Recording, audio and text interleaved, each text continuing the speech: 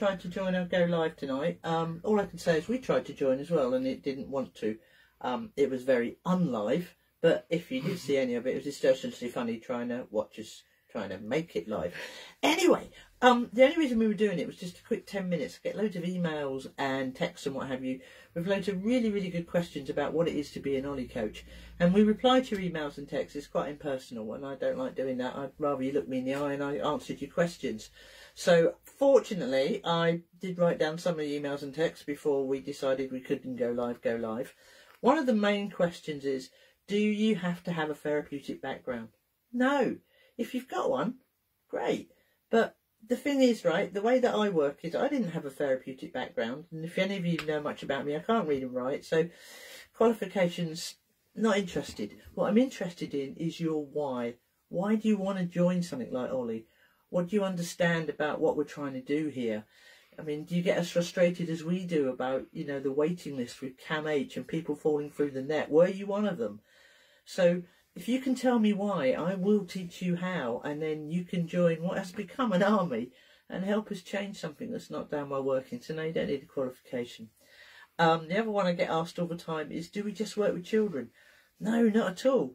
See, there really are no bad kids. I truly believe that. No one's born bad. We react to our environment and we react by behavioural issues. Dealing with the behaviour, I don't think is good enough. I think you've got to get to the emotion that's driving the behaviour. So we don't just work with kids. We have to work with their environment. By environment, I mean mum, dad, teachers, peers, whoever, carers, whatever. We have to work with everybody and we have to include everybody in that. Everyone's doing the best they can with the information they've got. And we're all about just giving you more information and tools so that you can make better choices or different choices. I don't know that they're better. I'm not you. What else do we get? Do we work with SEND kids? Oh my lord, yes. But yeah, I get asked that question and my first response is yes. And then it's, do you need to ask that? Because, do you know, in Ollie's world we don't have labels and boxes. So there are no SEND kids. Don't get me wrong, I appreciate we need labels and boxes to get the support for those kids. But every child I meet, every teen I meet, every adult I meet is beautifully unique. And I'm never going to meet anyone like them again. So what is a SEND kid? It's a kid that does things in a certain way, thinks a certain way, acts a certain way. It's another kid. And it's up to me and the Ollie coaches to work out how they do their world, how they communicate, how they express themselves, and to step into that world and use their language, use their mannerisms, and help them to just find a better way to be, a more comfortable, confident way to be. Big one I get asked, can you earn a living? What an awful question. We're all therapists and we just do it for the good of our souls, don't we? Well, yeah, actually we do, because believe me, it can be quite taxing. But most of the time it's just incredibly fulfilling and I can't explain it. But we do have mortgages, we do have bills. So yes, you can earn a living from it. Otherwise, you know, all the goodwill in the world, we wouldn't be able to do it. So you can earn as little or as much as you want to earn. It depends on the hours that you want to put in and the hours that you work and where you work. Because as you know, we do one-to-one private stuff and we work in schools, we work foster and adoption, local councils, alternative provision, all of that. So, do you know, yeah, you absolutely can earn a living. Is the Ollie qualification recognised in schools?